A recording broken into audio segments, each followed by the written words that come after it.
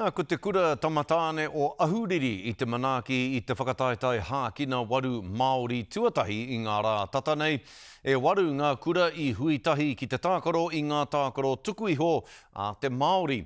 E toru o enei tākaro I whakaritea hei tākaro mā rātau arā ko te wakaama, te kiorahi me te horohopu. Ko te whāinga kia piki tikaha o te tākaro hia o enei tākaro.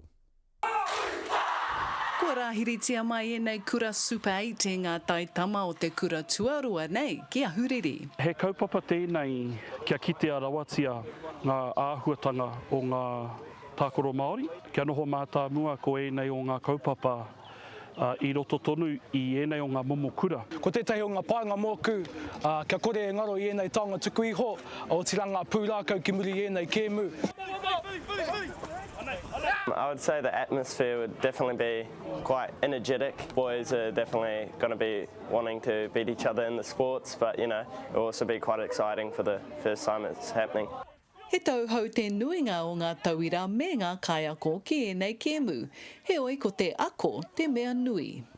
He ua ina ko tō wātua tai, engari ke te pai, hara mai ngana, me ngana, ko tērā te mea nui, just ai. Ko ēnei momo hākina kina me ki, I tākoro ngia I a mātou tūpuna, nō reira he pai ki te whakarauora no I ēnei hākina kina I roto I a mātou, I ēnei wā ngā rangatahi.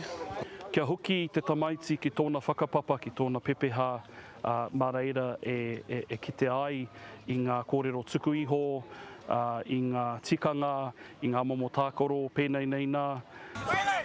Tata ki te rua ngā tau e ngana ana ngā kura Super 8 ki te whakarewa I tēnei kaupapa. Ara ko te katoa I whakaitia.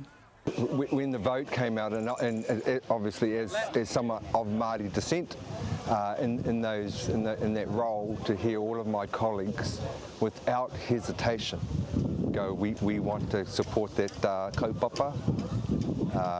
Very heartening. Ko tētahi pūtake tēnei kaupapa kia noho mātā mua ko ngā mātā pono Māori, arā ko te whakawhanaungatanga, ko te manaakitanga, ko te aroha tētahi ki tētahi I roto I ēnei horopaki.